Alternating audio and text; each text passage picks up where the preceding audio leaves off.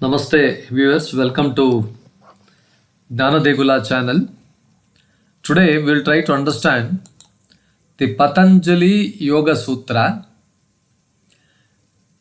Vibhuti-pada. In this Vibhuti-pada we have one sutra.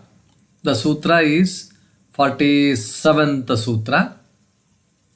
Let us try to understand the meaning of the sutra. The sutra goes like this. Grahaṇa Svarūpa Asmita Anvaya Arthavattva Samyamat Indriyajayate. Indriyajayaḥ. Now let us try to understand word by word meaning, then go to the summary and other things. But before we go to the details, I request you to please like, share and then subscribe to my channel. Now, what does Grahana mean? Grahana means grasping, the act of sensory apprehension, how senses capture things, how senses sees things, how senses observe these things. Grahana. Svarūpa.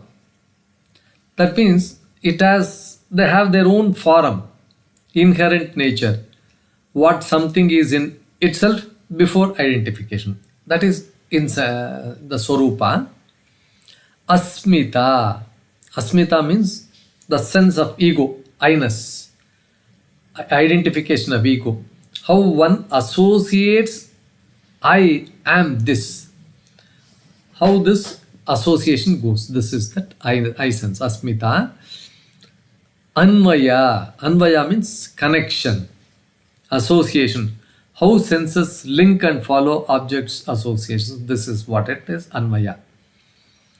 Arthavattva. Arthavattva means value, worth, meaning, how we consider something important or valuable.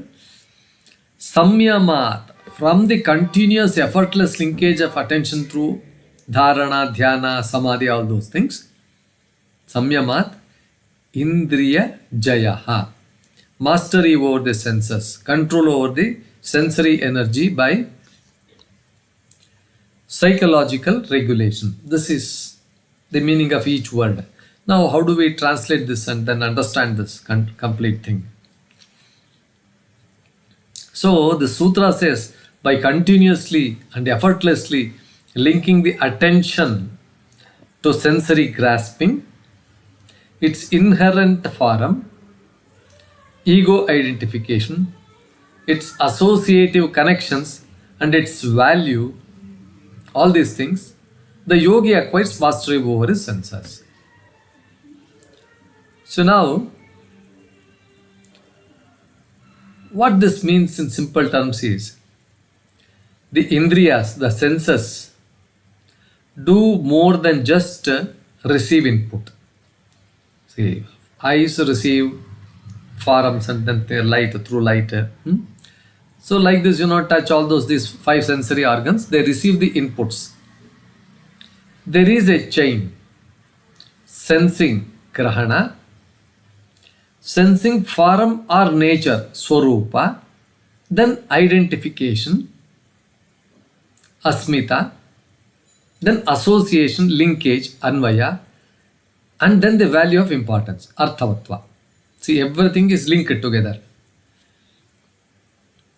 Sensing, grahana, form of nature, svarūpa, identification, asmita, association, linkage, anvaya, and value of importance, arthavattva. When a yogi observes all these links and holds attention steadily, that is samyama.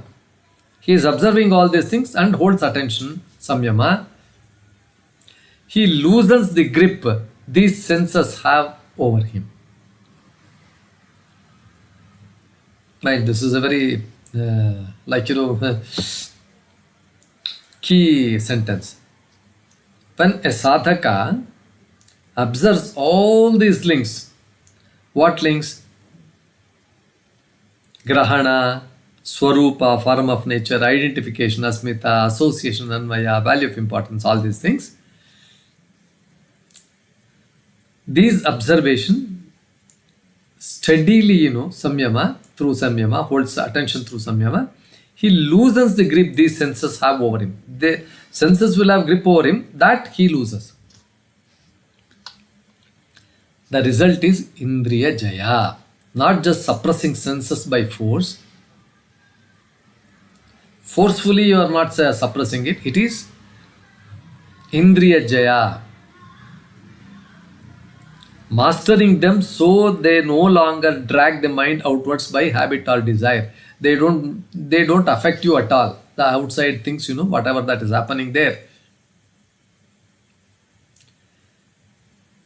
Like, Grahana, identification, all these Indriyas, they all do, they just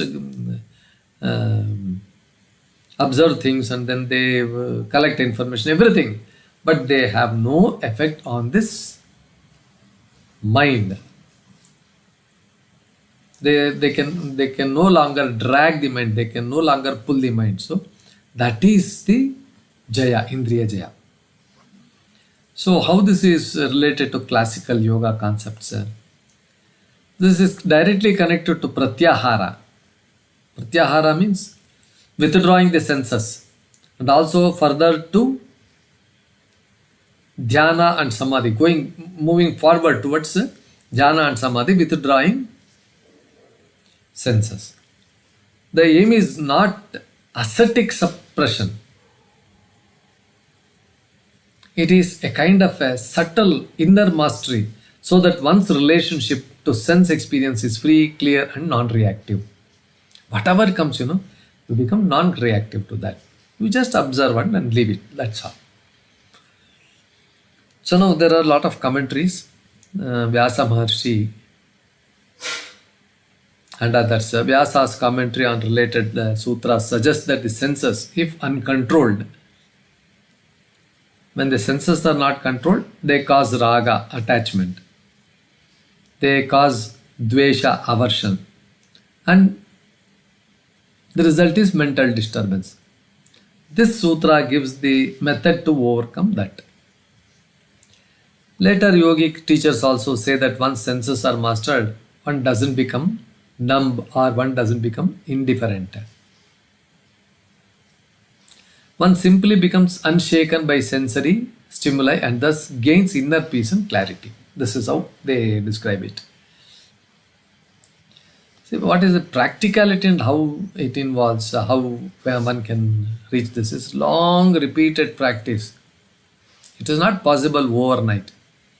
Today I am going to study that and then tomorrow I am going to write the examination and pass. No, it is not possible.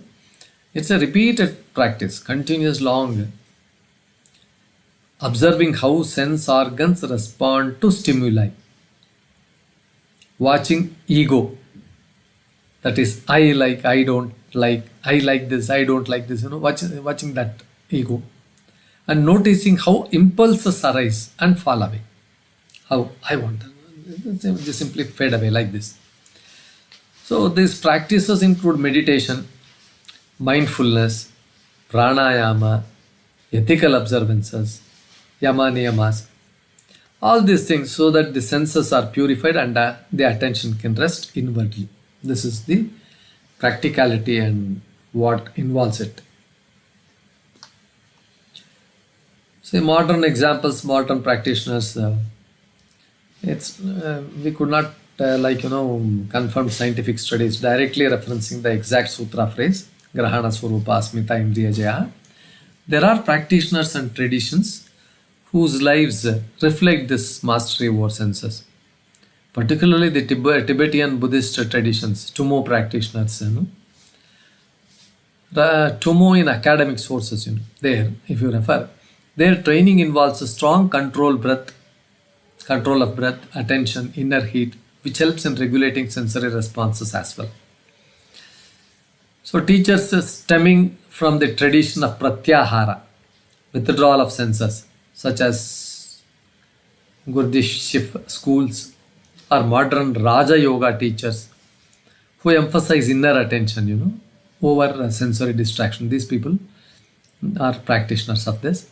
Also modern yoga schools, mindfulness teachers and monks who live with minimal sensory stimuli, silence, solitude, show that Indriya Jaya is possible in practice.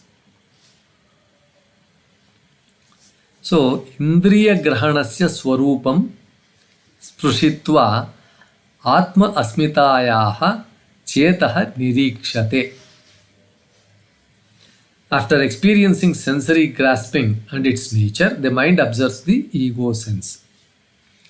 Indriya Grahanasya Svarūpam Sprushitva, after touching that, Atma Asmitayaḥ Chetah Nirikshate. You can describe it in another way also. Anyayarthavattva Samyamena indriyajayaḥ spurati. By linking to the association and value through Samyama, mastery of the senses can shine forth.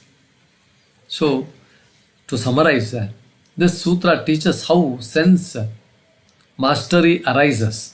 Mastery over sense arises not by turning senses off, but by deeply observing the chain of how senses pick things up, how ego identifies with them, how we value them, how senses get associated by habit. So here, a continuous, effortless attention, Samyama, on this chain weakens the habitual pull outward. Over time, this leads to Indriyajaya, mastery over the senses, so that one is not driven by sensory desire or aversions but remains steady, clear and free. Grahaṇa Svarūpa Asmita Anvaya Arthavattva indriyajayaḥ. This is how it goes. Viewers, with this we conclude this episode. I hope this was quite interesting. Please like, share and subscribe to my channel. Please, thank you for your giving your valuable time and listening to this. Thank you, viewers.